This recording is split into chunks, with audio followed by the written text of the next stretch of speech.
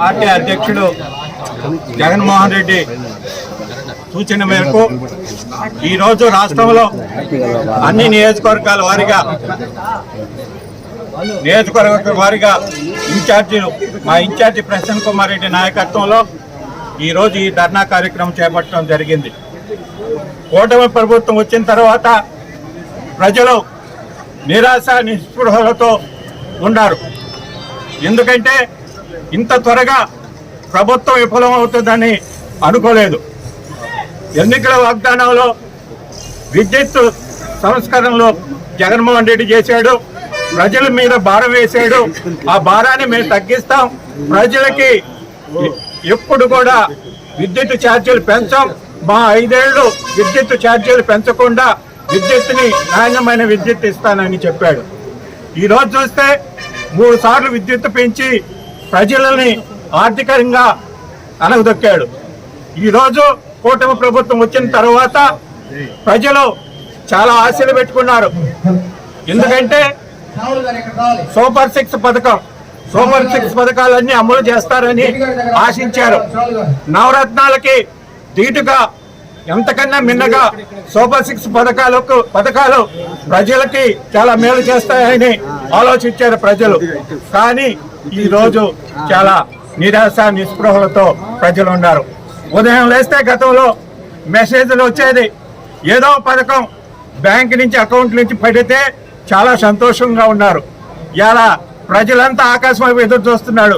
దేవుడా, ఈ ప్రభుత్వం ఎప్పుడు పోతుంది? ఇంత అధ్వానంగా తయారైంది, ప్రజలపైన భారం మోపుతుంది.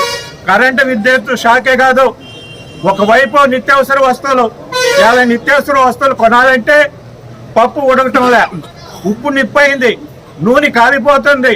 ఏ నిత్య వస్తువులైనా కూరగాయలైనా ఇలా సామాన్య ప్రజలు వండుకునే పరిస్థితి లేదు.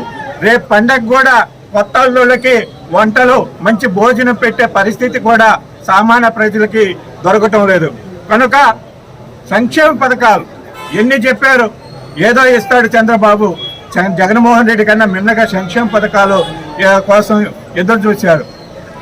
ఎస్టీ, ఎస్సీ, బీసీ, మైనార్టీ సోదరులు 50 సంవత్సరాలు నిండితే మీకు పెన్షన్ పథకం ఇస్తామని చెప్పాడు. ఎక్కడ పోయింది పెన్షన్ పథకం? ఆయన అమలు చేసింది ఒక దీపం పథకమే. ఒక గ్యాస్ ఇచ్చి ఈ సంవత్సరానికి సరిపెట్టారు. ప్రభుత్వాన్ని అడుగుతున్నాం, మీరు సూపర్ 6 హామీలో భాగంగా మీరు అమ్మఒడి ఇస్తారా, ఉందా లేదా, ఈ సంవత్సరానికి మళ్ళీ ఎప్పుడైనా ఇస్తారని అడుగుతున్నాం. అలాగే మహిళలకి 20,000 ఇస్తారా ఇవ్వరా అనేది కూడా మేము ఈ ప్రభుత్వాన్ని డిమాండ్ చేస్తున్నాం. మేము ప్రజల కోసం, రైతులు కూడా ఆలోచిస్తూ ఉన్నారు. పంట పెట్టుబడి కోసం, సాయం కోసం ఎదురు చూస్తున్నారు. ఎప్పుడు రైతు భరోసా వేస్తారని రైతాంగం కూడా ఎదురు చూస్తుంది. ఈనాడు ప్రజలంతా చాలా నిరాశ నిస్పృహలతో ఉన్నారు. కనుక ఈ ప్రభుత్వాన్ని ఏదైనా తప్పిదాలు ఉంటే ప్రజా వ్యతిరేక పోరాటాలు చేస్తాం, ప్రజలకి న్యాయం చేస్తాం. అలాగే ఈ కరెంటు ఛార్జీలు ప్రపంచ బ్యాంకు షరతులకు ఒక్కి చంద్రబాబు పెంచడం జరిగింది. ప్రపంచ షరతులని ఒక్కి పెంచడం సరికాదని తెలియజేస్తున్నా.